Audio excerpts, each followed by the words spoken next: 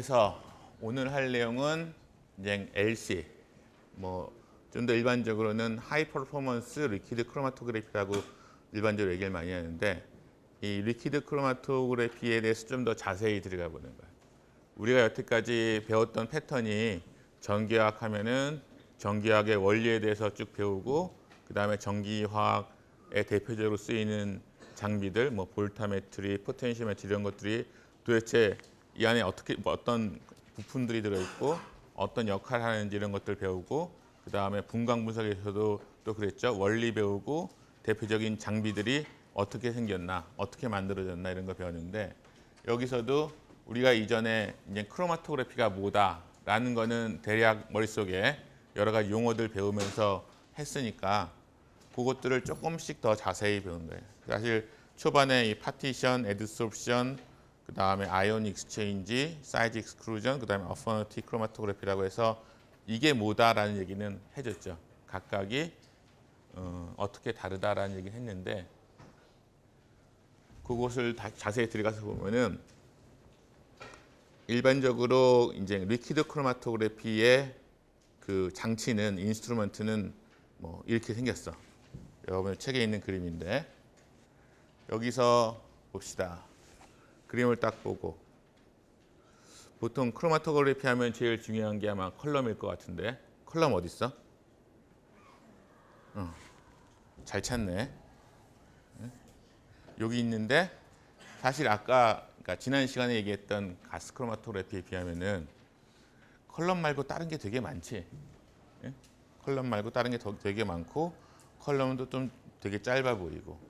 그래서 여기에서는 이 그 기타 요소들에 대한 것도 좀 더 알아야 될 것 같고, 가스 크로마토그래피는 그 캐리어 가스를 넣어주기 위해서 그냥 가스통 하나 있으면 될 거야. 그 배관이 레귤레이터가 있고, 근데 여기서 보면은 이쪽에 솔벤트들이 있는데, 솔벤트가 병이 왜 이렇게 많아? 하나, 둘, 셋, 네 개나 있네. 그리고 솔벤트에서 나와서 그 다음에 이쪽에 가면은 솔벤트 프로포셔닝 밸브, 이상한 밸브도 여기도 있고, 그 다음에 이렇게 들어가서 펌프가 있네요. 그렇죠?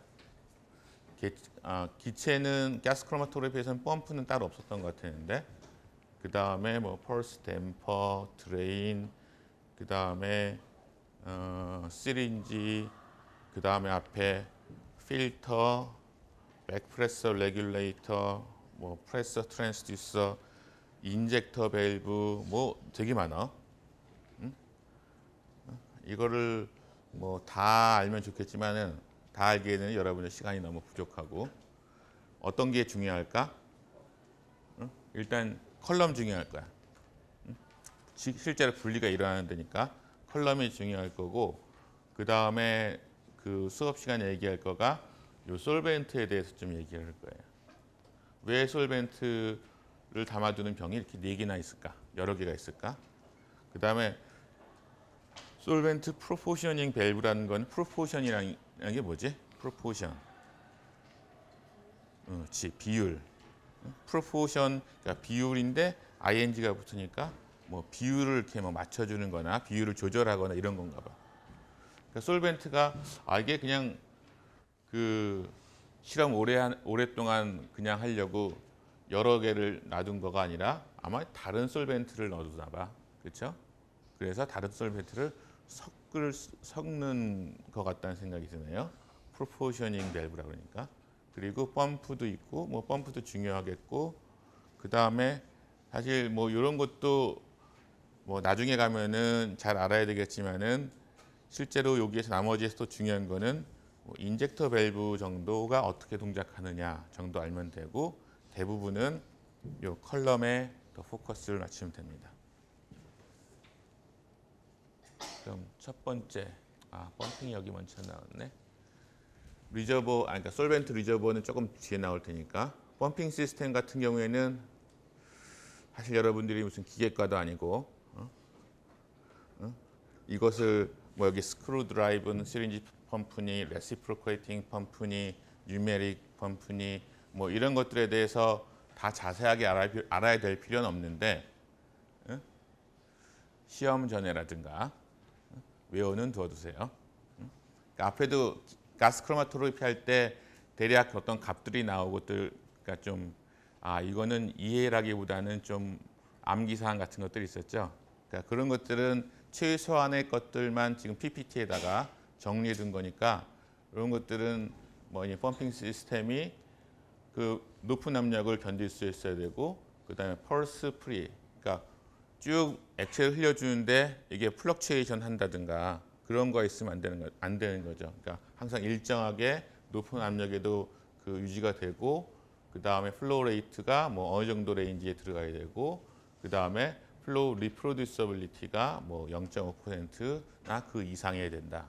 그러니까 어떻게 하면은 높은 압력을 제공하는데 일정하고 그 다음에 재현성 있게 뭐 이러한 그 플로우를 만들어주는 그런 거고 그 뭐 대상이 스크루 드라이브는 시린지 그 다음에 레시프로케팅, 뉴메릭 펌프 뭐 이런 것들인데 여기서 제일 많이 쓰는 거는 2번 두 번째 거예요. 레시프로케이팅 펌프인데 그거 같은 경우에 장점이 뭐다 뭐 이런 정도만 알고 있으면 되고 사실 이거는 여러분들이 이런 장점이나 어떤 펌프가 있다라는 게 분석화학 책에 있다.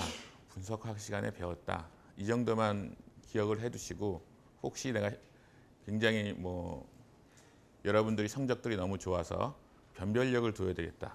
막 그런 생각이 들 때 문제를 낼 수 있으니까 뭐 내가 진짜 막 A 제로 정도 받을 것 같은데 A 플러스를 받고 싶다. 막 그럴 경우에는 시험 전에 외워두시도록. 그러니까 아주 중요한 건 아니라는 거죠. 그 다음에 인젝션 밸브가 있는데 인젝션 밸브가 이렇게 생겼어요. 여러분들 책에는 이 그림만 나와 있고 그 다음에 해리스 책에 이게 좀 단면도가 나와 있어서 좀 더 원리를 이해하기 쉽게 되어 있는데 샘플을 인젝션 시킬 때 가스 크로마토그래피는 어떻게 했었지? 거기도 시린지로 찔러 가지고선 넣어주고 그 뭐죠? 헬륨 가스나 이런 캐리어 가스가 들어가면서 들어갔었죠. 그러니까 밸브가 순간적으로 열리면서. 근데 액체 같은 경우에는 그게 더 쉽지 않고 그리고 인젝션 밸브에서 인젝션 할 때 그 인젝션 하는 시간이 굉장히 짧아야 된다고 그랬어요? 아니면은 길어도 된다고 그랬어요? 짧아야지 그 밴드가 샤프해지는 거죠. 처음에 크로마토그램에서 소위 처음에 시작점에서 이렇게 샤프한 그 디스트리뷰션을 가져도 시간이 지나면 지날수록 얘네들이 점점 브로드닝이 생기잖아. 근데 아예 처음부터 이렇게 천천히 한 1분 동안 천천히 넣어준다. 그러면은 처음에 들어간 시료하고 1분 후에 들어간 시료랑 이미 출발점부터 틀린 거니까. 그래서 인젝션 시스템이 중요하거든요. 그러니까 인젝션은 순간적으로 그러니까 짧은 시간에 우리가 원하는 시료를 넣어줘야 되는데 여기서 보면은 로드 포지션 인젝트에서 이게 6개의 어떤 관이라고 해야 되나 이렇게 돼 있고 지금 여기에서 이 레버를 그 마치 자동차의 기어처럼 생긴 저거를 로드 포지션으로 가느냐 인젝트 포지션으로 가느냐에 따라서 요 가운데에 있는 거가 요 바깥에 있는 원이랑 서로 이렇게 로테이션이 되는 거예요. 60도 정도. 그래서 로드 포지션에서는 시린지에서 샘플을 넣어서 이렇게 액체가 흘러가겠죠. 그러면 지금 액체가 차 있는 부분은 요 부분이지. 그런데 우리가 인젝션을 해야 되겠다 하면은 저 레버를 돌려서 요게 로테이션을 할 거고 로테이션을 해서 이게 60도 로테이션이 되게 되면은 이때는 지금 여기 연결되어 있고 여기 이렇게 연결되어 있는데 이게 60도 돌아가게 되면은 연결되는 부분이 여기 이렇게 연결돼요. 그러니까 지금 길이 달라지게 되는 거죠. 그리고 이때는 솔벤트가 이쪽으로 들어와서 솔벤트는 원래 여기서 연결돼 있었으니까 근데 이때는 솔벤트가 그냥 들어와서 그냥 컬럼으로 흘러가고 있었는데 이때는 솔벤트가 들어와서 좀 전에 있던 여기에 있는 것을 통과시켜서 여기 있는 요만큼의 시료를 컬럼으로 보내버리는 거죠. 그래서 이게 이제 HPLC에서 인젝션 밸브가 이렇게 동작을 하는 거다. 요 내부가 이렇게 생겼다라는 정도 이해를 하고 있으면 될 것 같고요. 그 다음에 제일 중요한 파트가 컬럼인데 GC 컬럼은 어땠어요? 그때 커필러리 컬럼도 있고 그래서 오븐을 열어보면은 마치 철사가 감겨 있듯이 얇은 와이어들 같은 것들이 아니면 얇은 커필러리가 굉장히 길게 감겨 있었고 그게 막 뭐 수미터 이상, 몇 미터 이상 된다고 그랬죠. 그걸 감아 놓은 거였는데 그것에 비해서 HPLC, LC 컬럼은 상당히 짧아요. 일단 부합이 걸려서도 그렇지만은 그리고 GC 컬럼에 비해서 HPLC 컬럼은 또 더 비싸. expensive. 그 다음에 쉽게 그러니까 망가지기 되게 쉬워요. 그래서 여기 컬럼을 오염시키거나, 그러니까 컬럼 안에 있는 그러니까 서포팅 머티리얼들 아니면은 그 스테이셔너리 페이즈들에 다른 물질들이 들어가서 흡착이 되거나 아니면 그것들이 디그레이데이션 되거나 그러면은 이 컬럼 하나 그냥 다 바꾸고, 그러니까 버리고 바꿔야 되는데, 그러면 이게 뭐 몇백만 원 그 이상에 들어갈 수도 있어. 그래서 굉장히 조심스럽게 다뤄야 되고 어떤 시료에서 그러니까 우리가 분석을 하는 시료에 어떤 임퓨리티가 우리가 원하지 않는 다른 성분들이 미리 들어가 있지 않은지 확인하는 게 필요하고요. 그래서 여러분들 뭐 6기 혹시 3학년이나 4학년 중에서 시약들 보면은 혹시 HPLC 그레이드 뭐 이런 것도 써 있는 거 본 적 있어요? 리전트 그레이드, 뭐 HPLC 그레이드.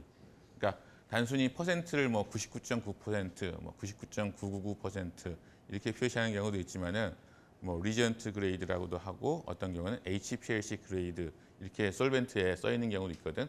그거는 HPLC 실험할 때 쓸 수 있을 정도로 그러니까 임퓨리티가 적은 굉장히 피어한 그러니까 성분을 가지고 있다 이런 얘기예요. 그래서 HPLC 컬럼에 쓰이는 거는 일단 그렇게 굉장히 그 깨끗한 솔벤트 가지고 그리고 샘플에서도 이런 컬럼을 오염시키거나 디그레이드 시킬 수 있는 요인들을 대부분 다 없어야 되는데 그래도 걱정이 되니까 요 앞에 가드 컬럼이라는 게 또 있어. 가드 컬럼은 여기 가드 컬럼도 있고 그 밑에 보면은 포러스 타이타늄 프리트. 프리트는 약간 구멍이 뚫려 있는 그 고체라고 해야 되나?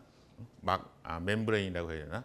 예, 그런 형태인데 그래서 가드 컬럼이나 저런 타이타늄 프리트 같은 게 있어서 시료에서 들어오는 아니면 솔벤트에서 들어오는 혹시 있을지 모르는 파티클 아니면은 불순물 이런 것들을 저기서 미리 한번 제거해 주는 거예요. 그래서 디스포저블 가드 컬럼. 그래서 만약에 가드 컬럼이 오염이 되면은 저것만 일단 교체해 주면은 그건 훨씬 싸게 먹히는 거죠. 그 다음에 가드 컬럼, 그 다음에 프리트. 이거는 필터 같은 형태인데 그것도 컬럼을 뭐 클로깅, 그러니까 시료가 들어오다가 뭉친거나 아니면 작은 파티클로부터 막아주는 이런 거죠. 그 다음에 스테이셔너리 페이즈는 뭐 실리카나 알루미나, 근데 이 사이즈는 뭐 1.5에서 10 마이크론이라고 그러는데 그것에 대해서는 좀 더 자세히 얘기를 할게요.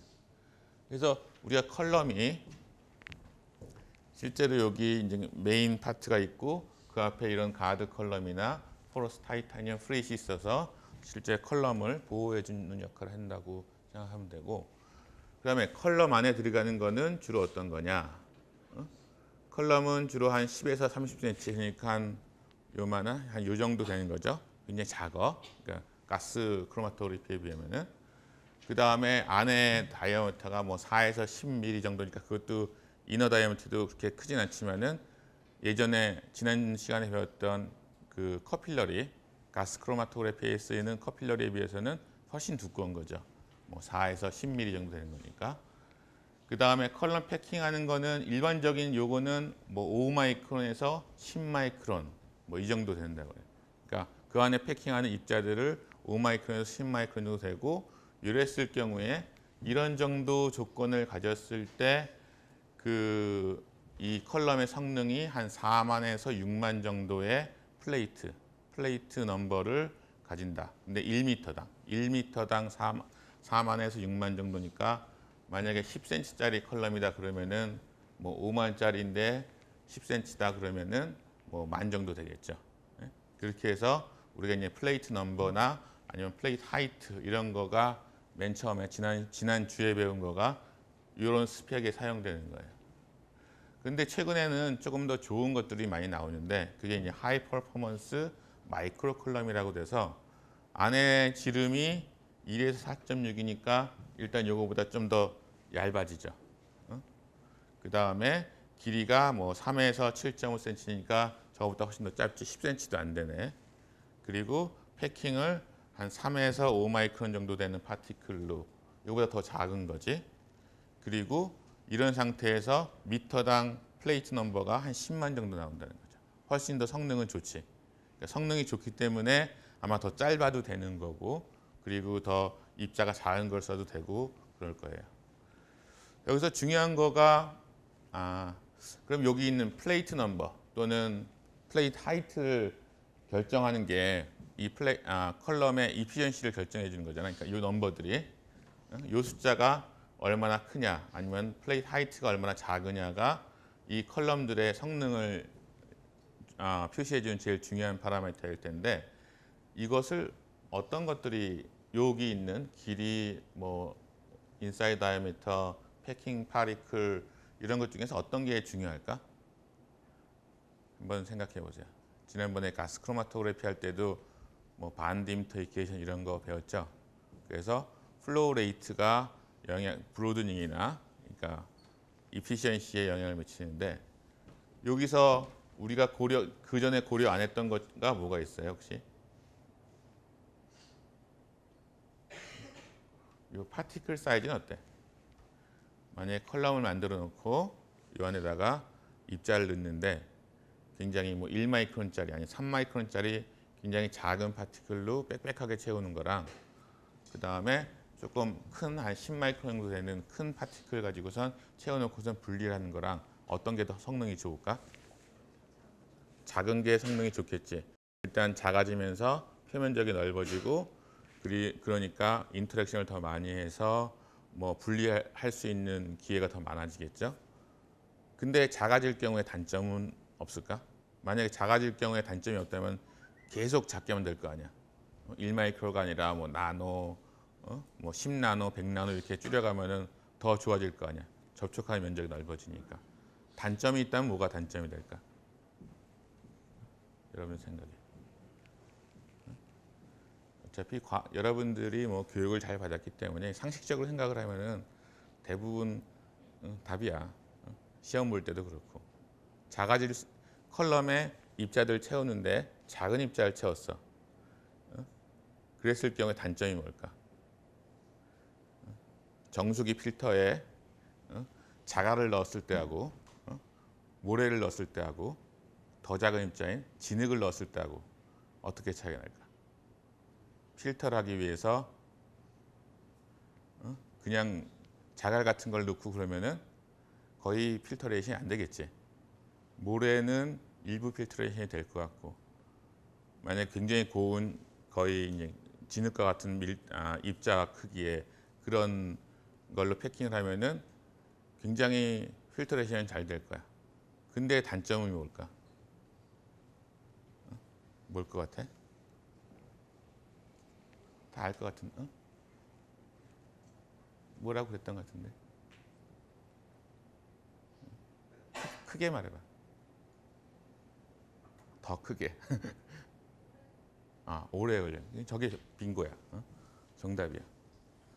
만약에 이렇게 진흙 같은, 그러니까 굉장히 고운 입자를 하면은 물 한 잔 마시려고 엄청나게 오래 기다리든가 아니면 뒤에서 엄청나게 센 압력으로 밀어줘야 되든가 그러다가 또 필터가 터질 수도 있을 거고 이렇게 입자들이 작아질수록 아마 효율은 좋아질 텐데 오래 걸리고 그리고 속도가 늦어지고 그럴 거예요. 그래서 사람들이 여러분들 책에 보면은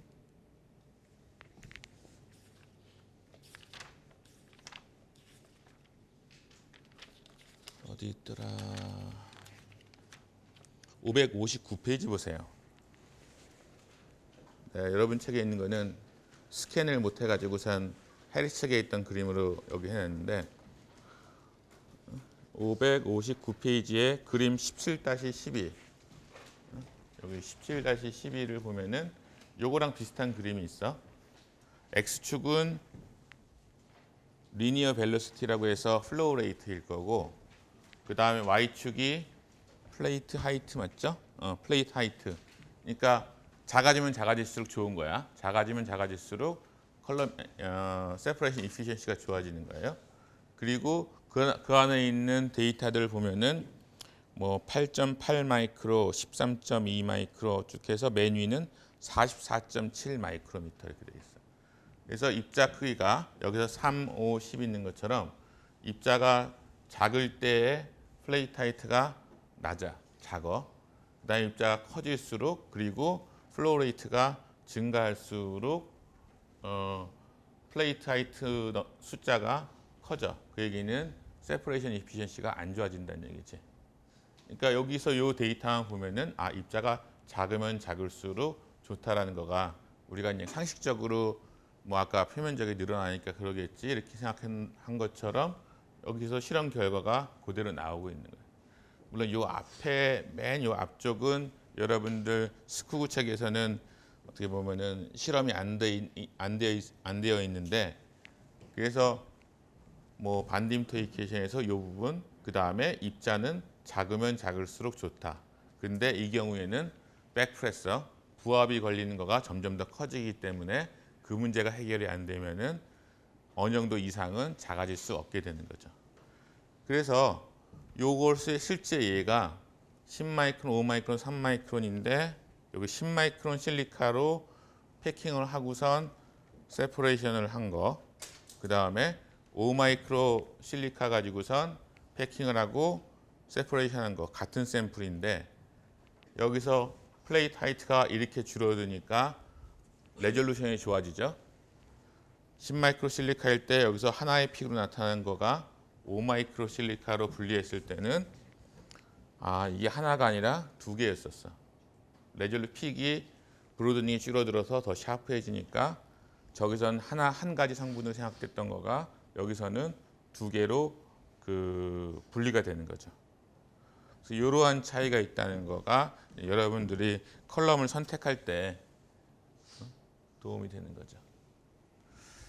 그 다음에 아까 솔벤트 얘기를 그림에서 가스 크로마토그래피에서는 얘기 하나도 안 나오던 솔벤트, 그러니까 캐리어 가스, 그러니까 모바일 페이지에 대한 부분이 상당히 크게 있었어. 병도 여러 개 있고, 그 다음에 그것을 뭐 비율을 조절한다는 프로포셔닝 밸브도 있고 그랬었어요. 그게 어떤 데 쓰이냐면은 일단은 뭐 용어를 좀 설명해야 되는데 여러분들 책에 아까 좀 전에 얘기했던 559페이지 아래쪽 보면은 아래쪽 오른쪽에 그 용어 정의로 이제 아이소크레틱 일루션이라고 써 있어요. 그 다음에는 그레디언트 일루션이라고도 되어 있고, 그래서 그레디언트 일루션은 아마 좀 이해가 쉬울 텐데 아이소크레틱은 뭐야? 무슨 GRE 공부하는 것도 아니고 버큐블러리 나도 잘 모르는 단어인데 아이소크레틱 일루션은 무슨 뜻이야? 써있기로 The composition of the solvent remain constant throughout the separation. 분리하는 동안에 항상 일정한 그 비율의 솔벤트, 일정한 컴포지션의 솔벤트를 사용한다는 거예요. 괜히 말만 어렵지 어려운 건 아니죠. 그냥 콘스탄트 컴포지션으로 솔벤트를 사용한다라는 거예요. 근데 그렇게 했을 때 뭐 이게 해리 책에서 나온 거라서 여기서 B가 뭔지는 설명이 안 돼 있지만은 솔벤트를 사실 솔벤트마다의 폴라리티가 틀리잖아요.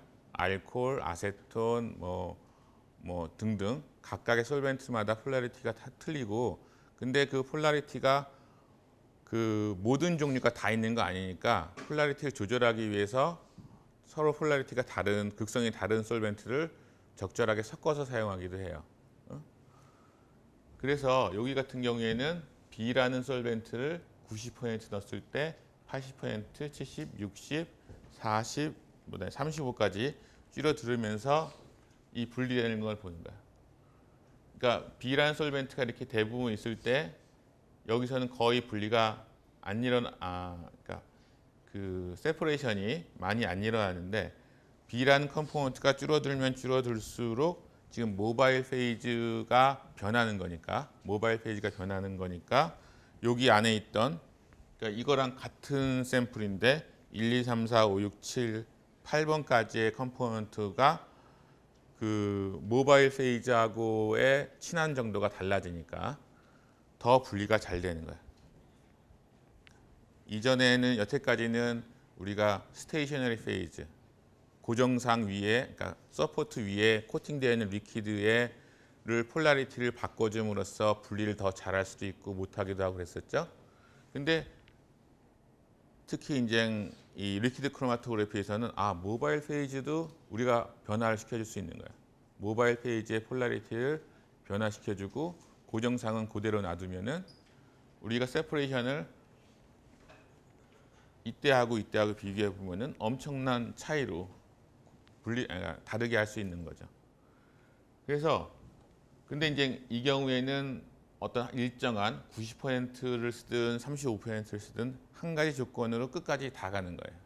분리하는 거. 그리고 이렇게 실험한 거는 두 개를 섞었더라도 아이소크레틱 일루션이라고 그래요. 아이소크레틱 일루션이라고 그래요. 그러니까 이전에 가스 크로마토그래피에서 비슷한 게 뭐가 있었지? 일정한 온도에서 콘스탄트 템퍼리처로 그 오븐의 온도를 맞춰주면은 맞춰주고선 실험하는 게 있었죠. 그러면은 그때 가스 크로마토그래피에서는 일정한 온도로 해주고 더 효율을 좋게 하려면은 어떻게 했었어? 오븐 안의 온도를 서서히 올려줬었죠. 표정들이 기억이 전혀 안 나는 듯한 증거를 대야지. 그래서 우리가 GC 컬럼 할 때 컬럼의 온도 조절하는 거 얘기를 했었고 그 다음에 아이소서멀 그러니까 일정한 온도로 해서 뭐 45도, 145도 뭐 이렇게 했을 때와 그 다음에 이렇게 하니까 이게 뭐 여기는 분리되는데 이 앞에는 분리가 잘 안 되니까 온도를 아예 30도부터 180도까지 서서히 올려지면서 온도를 프로그래밍해서 하니까 앞에 것도 분리가 잘 되고 뒤에 것도 빨리 나오고 그런 장점들이 있었지. 그래서 요거를 비슷하게 그 리퀴드 크로마토그래피에 응용한 사례가 아까 솔벤트 병이 여러 개가 있었어. 그래서 거기에서 처음에 뭐 한 7, 8분 정도는 30%의 아세토나이트린가 이것을 쓰고 그 다음에 그 다른 솔벤트 이 솔벤트를 더 집어넣어줘서 45%로 맞춰서 또 이만큼의 시간을 유지하고 또 여기서 80%를 올려서 또 분리를 하고 이렇게 하게 되면은 전에는 그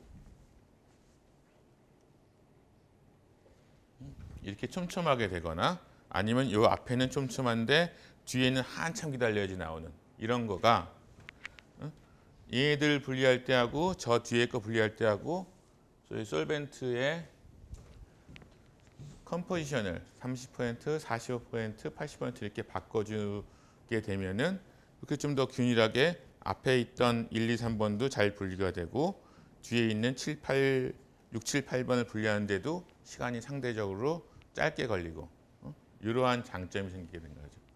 그래서 요거를 그레디언트 일루션이라고 그래요. 그레디언트 농도의 뭐 여기서 이렇게 올라가도 되는 거긴 하기 때문에 농도의 변화를 주면서 리퀴드 크로마토그래피 하는 것을 그레디언트 일루션이라고 그래요. 이것도 뭐 가스 크로마토그래피랑 연결하면은 뭐 이해하기가 아마 쉬울 거야. 그 다음에 디텍터. HPLC에서 결국 맨 끝에는 디텍터가 있어야 되잖아. HPLC, 그러니까 크로마토그래피는 분리를 하는 거지 이것을 검출하는 건 아니니까. 그래서 검출하는 거는 요 전에 섹션들에서 배웠던 분광학적인 방법, 전기화학적인 방법 이런 것들이 주로 쓰여요. 근데 제일 많이 쓰이는 거, most widely used detector가 UV visible absorption based detector.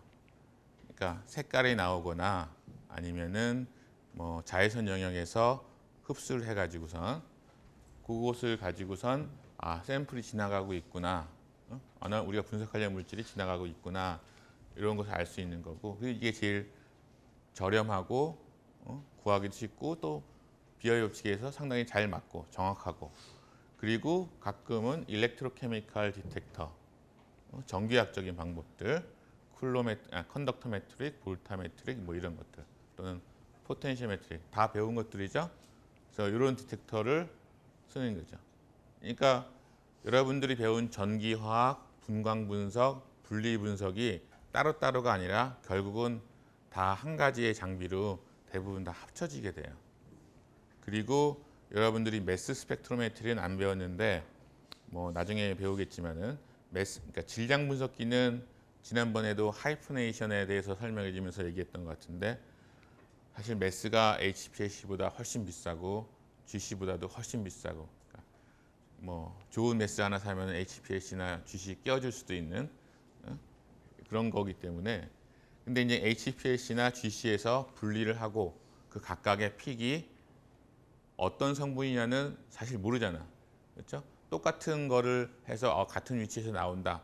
그것도 아주 정확하지 않아. 같은 위치에 중복돼서 나올 수도 있으니까.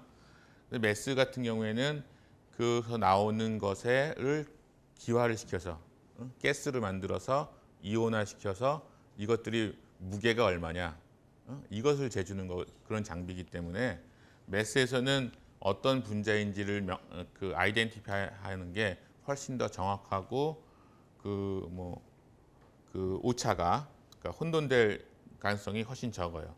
그래서 HPLC 매스 같은 경우가 실제로 분리를 한 다음에 케미컬에 대해서 아이덴티피케이션 하는데 굉장히 많이 쓰입니다. 그래서 여러분들 뭐 신약 개발이니 아니면은 천연물에서 무슨 뭐 인삼에 뭐 어떤 성분이 있다든가, 뭐 담배에 어떤 화학 물질이 있다든가, 이런 거 분석하는 게 결국은 대부분 이런 뭐 가스 크로마토그래피나 HPLC로 분리를 하고, 그 다음에 초창기엔 여러 개가 한 5개 이상의 컴파운드가 있구나, 이런 것들을 뭐 UV 비저블이나 전기화학적인 좀 더 저렴한 디텍터로 5개 이상은 있구나라는 걸 알고, 근데 얘가 뭘까? 얘가 어떤 분자일까? 어떤 분자 구조를 가지고 있을까? 이런 거는 이런 HPLC에다가 매스가 결합되어 있는 이런 것과 결합해서 매스 스펙트럼을 봄으로써 이 어떤 컴파운드가 있구나라는 것까지 확인을 하게 되는 거죠. 여기서 아이덴티파이 한다는 거가 그런 의미입니다. 그래서 요거는 여러분들 책에도 있는 편인데 563페이지에 있네요.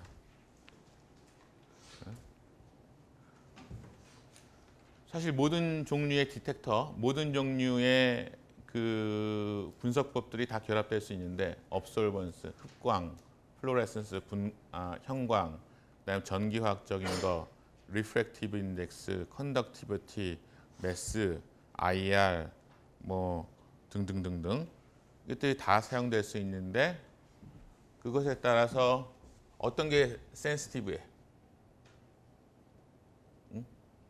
어떤 게 제일 센시티브한가? 딱 보면 안 보이나? 피코그램하고 나노그램이 있는데 어떤 게 더 작은 거야? 피코가 더 작은 거지? 그래서 뭐 나노그램, 마이크로그램, 나노그램 이렇게 되어 있는데 얘는 맥시멈을 가도 피코그램이네. 이거 뭐야? 형광, 플로레센스. 예전에 분광 분석할 때 형광은 굉장히 센시티브하다고 그랬죠. 그래서 심지어는 뭐 싱글 몰레큘까지 디텍션한다, 뭐 이런 얘기를 했었죠. 그래서 플로레센스 같은 경우에는 이런 굉장히 미량으로 들어있는, 이거는 상업적으로 사는 건데 피코그램인데, 스테이트 오브 더 아트, 거의 예술 수준의, 그러니까 소위 논문들에 이제 발표되는 그런 걸 보면은 단위가 틀리지. 여기서 나노에서 피코가 갔는데 여기는 피코그램인데 걔는 femtogram으로 가잖아. 1000배 이상. 뭐 요것도 조금 전기학적인 거는 요거보다 조금 떨어지긴 하지만 100 femtogram 정도 가고. 그러니까 플로레센스가 센시티비티에서는 제일 좋아. 그래서 커머셜한 거에서 피코그램, 그다음에 스테이트 오브 아트, 그러니까 연구실에서 막 한다고 하면은 femtogram까지도 보고를 한다는 거지. 나머지는 나노그램이나 아니면 마이크로그램 뭐 이런 정도 수. 그래서 이것도 알아둬야 돼. 그리고 상식적으로 여러분들이 분광 분석 파트, 스펙트로스코픽 메소드를 공부를 잘했으면은, 그리고 전기화학적 부분도 공부를 좀 했으면은 상식적으로 이제 이 정도는 추측이 될 수 있을 거야. 그렇지? 그리고 또 차별성을 내가 변별력을 높이려면 이런 문제를 내겠지. 응? 그래서 그럼 그 전에 분광 분석이나 전기화학 이런 거 보면은 분광 분석 이렇게 장비도 크고 그러던데 그걸 어떻게 가스 크로마토그래피나 리퀴드 크로마토그래피에 뒤에다 달아놓나?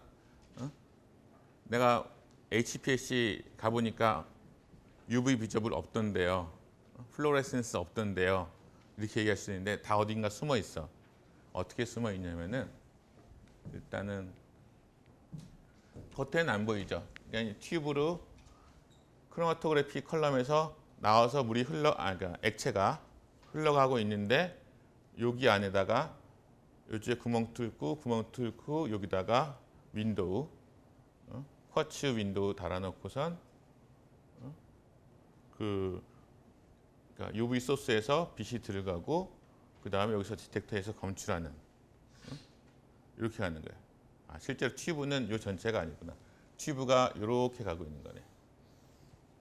실제로 컬럼에서 액체가 요 하늘색 이 부분으로 흘러가고 그리고 여기에 UV 소스가 이렇게 들어가서 여기 디텍터로 봐요. 요거는 어떤 장점이 있을까? 내가 처음에 설명을 잘못했었는데 만약에 액체가 그냥 쭉 이렇게 흘러가는데 그 중간에 이렇게 소스하고 디텍터를 놔두는 것에 비해서 왜 이 사람들은 요걸 한번 이렇게 Z자로 꺾어줬을까? 무슨 법칙 때문에? 업솔션 스펙트로스코피에서 시그널을 크게 하려면은 업솔션을 크게 하려면은 뭐가 커져야 되지? A, B, C. A는 어떤 상수 같은 거고 업솔션 코에피시언트고 B는 랭스고 그러니까 그 셀의 랭스고 C는 농도고 뭐 농도를 진하게 해서 시그널 키우는 거는 별 의미가 없을 거고 같은 농도인데 더 시그널 크게 하려면은 그 퍼스 랭스 B를 크게 해줘야 되죠. 여기서 컬럼에서 흘러와서 이렇게 한번 꺾어줌으로써 그리고 빛이 여기를 다 지나가게 함으로써 그냥 여기에서 이렇게 하면은 굉장히 짧은 그러니까 뭐죠? 퍼스 랭스가 되는데 여기서는 굉장히 긴 거리를 지나가게 되니까 굉장히 센시티브해질 수 있게 되죠. B 값을 증가시켜서. 그리고 이건 뭐야? 겉으로 보면 이게 뭐야? 라고 생각할 수 있는데 이쪽 노란 쪽이 컬럼에서 오는 거예요. 컬럼에서 이렇게 와서 그리고 이 안에를 열어보면은 이 안에 컬럼에서 오는 용액이 이렇게 왔다가 이번에는 W자로 이렇게 꺾어져서 이쪽으로 나가게 돼 있어. 용액이 그냥 흘러가는 거지. 근데 이쪽에 있는 이 두 개는 뭐냐면은 그 옵티컬 파이버, 광섬유. 무슨 장식하는 데 보면은 밑에다가 램프 켜놓고선 이렇게 막 꽃처럼 해놓은 거 있죠. 그게 그 얇은 유리관을 통해서 빛이 따라오는 거거든. 그래서 실제로 분광 분석할 때 뭐 저런 램프를 들고 와서 이렇게 쬐어지는 게 아니라 저쪽 다른 쪽에 라이트 소스가 있고 거기서 나오는 빛을 이쪽으로 들어와서 여기서 샘플을 딱 때려주는 거예요. 시료를. 그리고 여기처럼 소스하고 디텍터가 일직선상에 있으면은 우리가 업솔션 스펙트로메트리 한다고 그러죠. 근데 소스하고 디텍터가 직각을 이루고 있다. 그럼 뭐지? 형광. 그러니까 전에 그 우리 컨피그레이션을 얘기할 때 얘는 직각으로 일직선상에 있는데 형광은 왜 이렇게 90도를 꺾어놨나 뭐 이런 얘기 했었죠. 여기서 90도를 꺾어놨어. 하나는 빛이 오고 한쪽에 이쪽에 있는 광섬유는 빛을 받아들이는 거야. 그래서 이쪽 끝에는 디텍터가 있고 이쪽 끝에는 그 광원이 있는 거죠. 라이트 소스가. 그래서 요 뭐 간단하고 짧은 조그만 여기 안에서 빛을 그러니까 시료를 엑사이테이션 시켜주고 그리고 여기서 나오는 플로레센스를 이쪽으로 받아들여서 디텍터로 보내게 되는 거예요. 그러니까 겉에서 볼 때는 이런 거 하나도 없는 것 같았는데 디텍터가 어디 있어 이렇게 보일지 몰라도 이렇게 다 숨어 있다. 그리고 요거 같은 경우에는 그냥 컬럼 이쪽이구나. 컬럼에서 와서 이렇게 흘러가는데 요 안에다가 이쪽에다 바닥에다가는 워킹 일렉트로드 그 다음에 레퍼런스 일렉트로드가 아마 이 전체 아마 이 부분이 레퍼런스 일렉트로드 같은 그 전극을 역할을 해줄 거고 그 다음에 머신드 캐레 플럭 이거는 상관이 없을 것 같은데 요거 말고 다음 시간에 더 자세히 되어 있는 해리스 책의 그림이 있는데 그것을 가져다가 설명을 해줄게요. 그래서 어디 있어?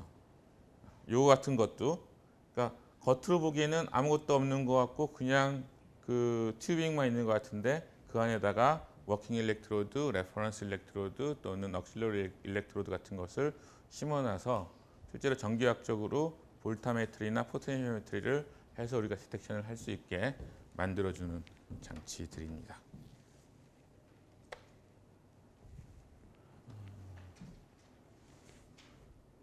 그래서 이제 지금부터 부분은 어떻게 보면 맨 초반에 했던 얘기들을 다시 하는 건데 봅시다.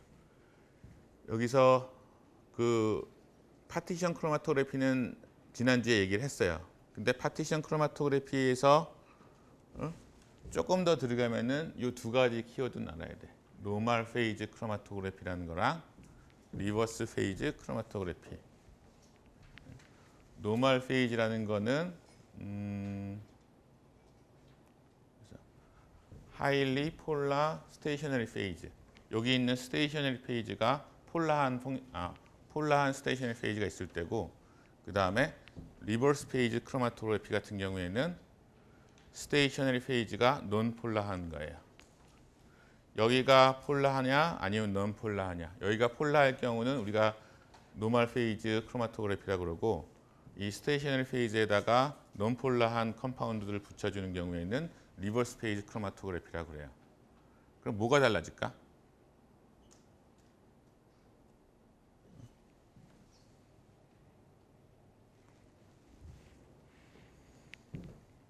우리가 분리하고자 하는 솔루트의 폴라리티가 이게 다 달라. A, B, C. A가 제일 폴라하고 B나 C가 점점 더 넌폴라하다. 그러면은 노멀 페이즈 크로마토그래피로 분리했을 때랑 리버스 페이즈 크로마토그래피로 분리했을 때랑 어떻게 되나요? 나오는 순서가 여기서는 A, B, C. 폴라한 게 먼저 나오지. 왜? 스테이셔너리 페이지가 넌폴라하니까. 스테이셔너리 페이지랑 A랑은 별로 안 친한데 C랑은 많이 친하니까 훨씬 더 늦게 걸리는 거죠. 근데 스테이셔너리 페이지가 폴라한 노멀 페이지 크로마토그래피로 하면은 그 C가 제일 먼저 나오고 넌폴라한 컴파운드가 제일 먼저 나오고 A가 제일 나중에 나와요. 그러니까 우리가 분석하려는 대상이 그러니까 시료들이 어떠한 조합으로 되어 있느냐에 따라서 노멀 페이지를 선택할 것이냐, 리버스 페이지를 선택할 것이냐, 아니면은 미디엄 폴라리티, 미디엄 폴라리티를 선택할 것이냐 이런 것들을 결정할 수 있죠. 그러니까 가스 크로마토그래피에 비해서 우리가 조절할 수 있는 게 좀 더 많은 거야. 가스에서는 뭐 헬륨, 나이트로젠 이런 것들의 폴라리티를 조절할 수는 없잖아. 온도는 좀 조절하지만은 그래서 우리가 조절할 수 있는 게 그 스테이셔너리 페이즈에서의 폴라리티만 지난 시간에 얘기했던 것처럼 뭐 사이노프로필을 쓸지 아니면은 페닐을 쓸지 메칠을 쓸지 이렇게 컨트롤했었죠. 근데 리퀴드 크로마토그래피에서는 이게 리버스 페이지로 쓸 건지 노멀 페이지로 쓸 건지, 그러니까 스테이셔너리 페이지를 폴라하게 쓸 건지 논폴라하게 쓸 건지 그렇게도 컨트롤할 수 있고, 그 다음에 아까 솔벤트 뭐 일류언트 얘기하면서 얘기했던 것처럼 솔벤트를 폴라한 솔벤트를 쓸지 넌폴라한 솔벤트를 쓸지 그 두 개의 조합을 하게 되면은 훨씬 더 다양한 분석 조건들을 만들 수 있고, 원하기에 따라서는 우리 시료에 대해서 최적의 그 분석 조건을 모바일 페이지를 변화시키든지 아니면 스테이셔너리 페이지를 변화시키든지 해서 할 수 있는 거예요. 그리고 그 다음에 나오는 거가, 그러니까 파티션 크로마토그래피에서는 조금 더 자세히 들어가면은 그런 스테이셔너리 페이지하고 그 모바일 페이지를 어떻게 변화시킬 수 있고 그것이 실제 크로마토그램에 어떤 영향을 미치는지 그거를 이해해야 됩니다. 그 다음에 애드소프션 크로마토그래피는 아주 전통적인 건데 뭐 요거는 뭐 여기 써 있는 거 정도 한번 읽어보면 될 것 같고, 그 다음에 아마 이전에 아이온 익스체인지 크로마토그래피는 그렇게 자세하게 얘기를 안 했던 것 같은데, 아이온 익스체인지 같은 경우에는 그때 얘기했던 거가 이 스테이셔너리 페이지에 차지를 띤 전화를 띤 그 펑셔널 그룹들이 달려 있다고 그랬죠. 그래서 요게 한 예가 있는데, 요게 이제 플러스 차지를 띤 펑셔널 그룹이 여기 벤젠골이 끝에 붙어 있어. 그리고 뭐 노멀한 상태는 여기 이제 클로라이드 같은 어나이온이 여기에 차지를 밸런스를 하고 있겠지.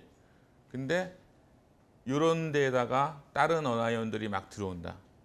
그러면 여기 클로라이드 어나이온을 바꿔줄 거고, 그 다음에 얘네들하고의 일렉트로스타틱 인터랙션이 센 애들은 더 오래 남아 있을 거고, 일렉트로스타틱 인터랙션이 적은 애들은, 그러니까 차지가 큰 어나이온은 더 오래 남아 있을 거고, 차지가 작은 어나이온은 뭐 잠깐 만났다가 갈 거고, 아예 차지가 없는 애는 그냥 휙 지나가 버릴 거 그러겠죠. 그래서 이러한 폴리머로 아이온 익스체인지 그 서브스트레이트를 만들어 놓고, 그 레진이라고 그러죠. 만들어 놓고 여기다가 우리가 분석하려고 하는 소위 이온이 들어가 있는 분석 대상들을 흘려주는 거야.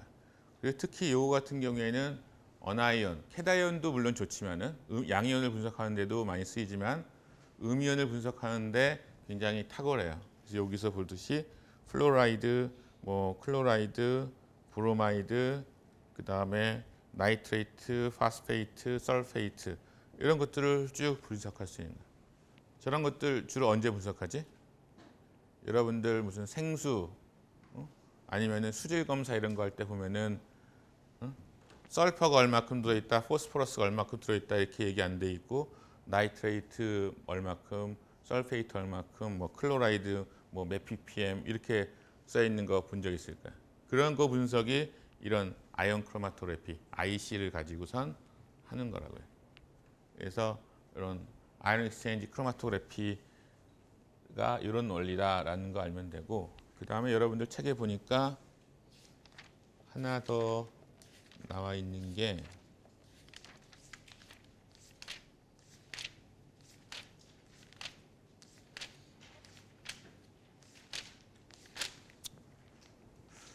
페이지로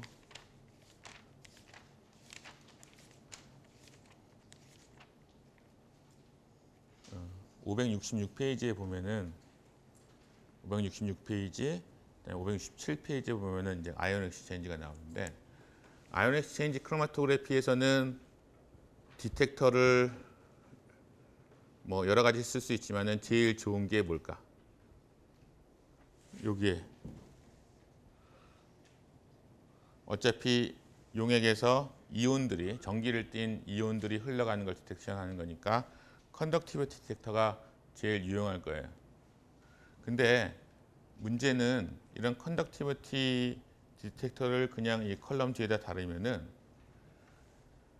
여기에 있는 이온하고 원래 이 이온의 그러니까 캐리어처럼 흘러가는 일루언트, 여기서는 KOH를 쓰는데 이 일루언트에 들어있는 이온들하고 이 컨덕티비티 디텍터가 구별을 못해. 여기에 있는 포타슘 플러스랑 OH 마이너스랑 아니면 여기에 실제 들어있는 설페이트, 나이트레이트 이런 거랑 구별을 못하는 거죠. 그래서 만약에 여기서 우리가 컨덕티비티 디텍터를 보게 된다면은 여기에 이제 나이트레이트, 설페이트 이런 픽들이 나오겠지만 이거보다 훨씬 더 큰 포타슘 하이드록사이드, 그러니까 포타슘 이온이나 하이드록사이드 이온에 의한 컨덕티비티 시그널이 나올 거야. 그러니까 얘네들이 여기 묻혀버리는 거지. 요것들이 나온다고 하더라도 요게 이제 작게 엄청나게 큰 백그라운드에 작은 시그널로만 검출하게 되죠. 그러니까 센시티비티가 굉장히 안 좋게 되겠죠. 그래서 그게 뭐 한 7, 80년대 정도까지 되게 문제가 됐던 것 같은데, 그래서 사람들이 생각을 한 거가 요 뒤에다가 서프레서라는 걸 달았어요. 그래서 여기서 보면은 아이온 크로마토그래피 베이스드 온 서프레서라는 게 일반적으로 많이 사용하는 아이온 크로마토그래피인데, 이 앞에 있는 이 컬럼은 좀 전에 설명했던 그런 아이온 엑스체인지 레진이 들어있어서 분석 대상 물질들을 분리를 해주고, 그 다음에 이 두 번째 있는 컬럼에서 여기서 이 백그라운드로 되어 있는 KOH 같은 이온들을 제거를 해주는 거야. 서프레서 컬럼 리무브 하이 컨덕티비티 아이온 일루언트, 여기 있는 KOH 같은 거죠. 그래서 sensitivity of the conductivity detector. 그래서 여기서 이 부분을 다 제거를 해주니까 그 실제로 이제 나이트레이트나 설페이트에 해당하는 시그널들이 여기 컨덕티비티 디텍터에서 검출이 되는 거예요. 그리고 최근에는 뭐 이 두 번째 서프레서 컬럼이 없는 것도 나와서 뭐 싱글 컬럼 아이온 크로마토그래피라는 게 요즘은 나온다 그러는데, 그래서 여기 없는 거죠. 근데 뭐 아직까지는 이 서프레서가 있는 것보다는 센시티비티 같은 게 좀 떨어진다고 그래요. 그래서 여기서는 아이온 크로마토그래피에서 이 서프레서라는 거는 다른 크로마토그래피에는 없는 좀 그 독특한 거니까 기억을 해두면은 좋을 것 같고요. 그 다음에 거의 끝에 다 왔습니다. 이제 사이즈 익스클루전 크로마토그래피, 사이즈 익스클루전이나 아니면 젤 크로마토그래피라고 얘기하는데, 지난번에도 얘기했죠. 여기에 스테이셔너리 페이지에 구멍이 일정한 구멍이 숭숭 뚫려 있고, 작은 애들은 여기 들어갔다가 뭐 여기 거쳐서 나오니까 오래 걸리고, 큰 애들은 큰 입자들은 여기 아예 들어가지도 못하니까 바깥으로 곧장 빠져나온다고 그런 얘기 했었죠. 그래서 이거는 뭐 할 때 좋다? 고분자 이런 것들 분리할 때. Particularly applicable to high molecular weight species. 고분자 분리할 때 반드시 쓰니까 고분자 랩 같은 데 가면은 여러분들이 이제 뭐 3학년이나 4학년 돼서 졸업 연구한다고 해서 뭐 한양규 교수님이나 뭐 강윤정 교수님이나 이런 고분자 합성하거나 이런 쪽에 가게 되면은 아마 이런 아이온 크로마토그래피는 굉장히 많이, 아이온이 아니라 사이즈 익스클루전 크로마토그래피는 많이 쓰게 될 거예요. 그리고 뭐 좀 더 자세한 설명이 여기 쭉 있는데 한번 읽어보시면 되고, 한 10마이크론짜리 실리카나 아니면 폴리머 파티클인데 네트워크 오브 유니폼 포어, 일정한 구멍이 있는 망 같은 그물 같은 그런 형태로 된다고 그러고, 그래서 여기 얼마나 오래 이 그 스테이셔너리 페이지에 얼마나 오래 있느냐는 그 몰레큘의 이펙티브 사이즈에 디펜드하다. 그러니까 작으면 작을수록 더 오래 남아 있는다는 거죠. 더 오래 레지던스 타임을 가지고 있다는 거죠. 그래서 그것에 의해서 분리가 일어난다는 거고, 그리고 아마 이전에 내가 이렇게 표를 보여준 적이 있었던 것 같은데, 거기 보면은 분자량 큰 거에 그 큰 동그라미가 두 개가 있어서 하나는 젤 필터레이션, 하나는 젤 포미션이라고 얘기돼 있었는데, 그게 이제 여기서 다시 설명이 되는데, 같은 사이즈 익스클루전 크로마토그래피인데 하이드로필릭 패킹으로 만든 거는 젤 필터레이션이라고 그러고, 하이드로포빅한 패킹을 가지고 만든 거는 젤 포미션 크로마토그래피라고 그래요. 그래서 뭐 비슷한 뭐 목적이나 원리긴 하지만은 저런 차이가 있어서 이름이 젤 필터레이션 또는 젤 포미션 크로마토그래피라고 얘기를 하는 거고, 그 다음에 뭐 요거 같은 밑에 그림은 그냥 보시면 될 것 같고 마지막 슬라이드일 겁니다. 이게 마지막 슬라이드. 마지막 슬라이드는 지금까지 배운 LC 리퀴드 크로마토그래피하고 가스 크로마토그래피의 서로의 장단점 비교죠. 그래서 뭐 두 개 다 굉장히 많이 쓰이는 거고, 그다음에 작은 양의 뭐 마이크로리터 뭐 이런 작은 양의 시료로도 분리를 해서 어떤 시료에 대한 정보를 주고, 그다음에 정량 분석할 때 반드시 필요한 그런 거다. 그다음에 HPLC의 장점은 HPLC의 장점이기도 하고 GC의 단점이기도 하죠. GC는 이게 뭐 300도, 350도 이 정도에서 기체가 안 되면 분석을 못 해. 그렇죠? 근데 그런 논 볼러타일한 거나 아니면은 무기 이온들, 무기 입자나 이온들 같은 경우에는 뭐 가열한다고 해서 얘가 타거나 녹긴 하지만은 기화가 되는 거는 많지 않죠. 그런 것 같은 경우에는 HPLC에서 다 커버할 수 있다는 거죠. Non-volatile and thermally unstable sample. 그 다음에 이노게닉 이온에 대해서도 아이온 크로마토그래피에서 분석을 할 수 있다라는 거고, 그리고 이제 GC 같은 경우에는 일단 HPLC보다 뭐 아까 그 장비 구성에서 봤듯이 훨씬 심플해. 오븐 있고 그 안에 컬럼 놔두고 굉장히 간단한 디텍터하고 인젝터만 있으면 되는 거고, 그리고 싸고, 그 다음에 빠르고, 그 다음에 굉장히 좋은 해상도, 이렇게 커필러리 컬럼을 쓸 경우에 굉장히 좋은 해상도를, 그러니까 세퍼레이션 이피션시를 가질 수 있고, 그 다음에 그 뒤에 이제 매스 스펙트로메트리 같은 거와 결합해 가지고선 일단 분리를 한 다음에 이게 뭔지 아이덴티피케이션 하는데 굉장히 장점이 많이 있다라는 것들이 두 개를 비교한 겁니다. 여기까지가 17장 내용을 어느 정도 다 설명을 한 건데, 이 17장 내용에서 혹시 인생 잠 깨고 질문할 사항이나 궁금한 부분 다른 거 있는 사람? 잠 깨고 기지개 좀 피고 이제 밥 먹을 시간 됐어. 응? 밥은 먹어야지. 사실 이게 이 분광 분석도 그렇고 크로마토그래피도 그렇고 전기화학도 그렇고, 아마 요 전 시간에 물리화학을 2학년들은 배웠다고 그랬지만은 물리화학이나 이런 쪽에서는 아예 기본 원리라든가 그런 현상에 대해서 아마 대부분을 커버할 거예요. 근데 분석화학에서는 거기에 물리화학의 어깨를 밟고 올라가서 그 원리를 짧은 시간 동안에 딱 이해를 하고, 그 다음에 그것을 어떻게 다양하게 응용해서 우리가 쓸 수 있을까, 이것을 많이 고민하거든요.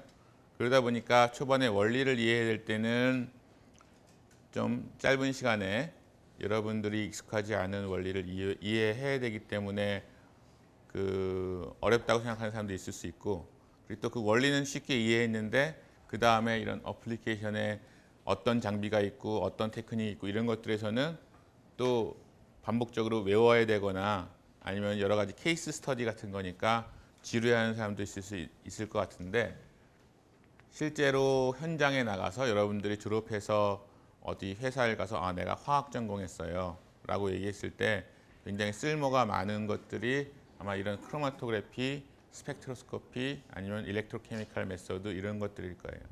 그러니까 뭐 다음 시간에도 이 부분 다시 한번 좀 그 커버 안 된 부분들 설명을 하고, 마지막 주에는 그 처음부터 끝까지 다시 한번 리뷰를 하겠지만은, 지금 혹시 뭐 1차 중간고사나 2차 중간고사를 못 봤다, 저기 내가 저 세 번째 봉우리에 있구나 라고 해서 혹시 포기할 사람이 있을까 걱정돼서 얘기하는 건데, 기말고사에서 충분히 난이도 조절을 해서 충분히 올라갈 수 있게 해줄 테니까 포기하지 말고 공부하시도록.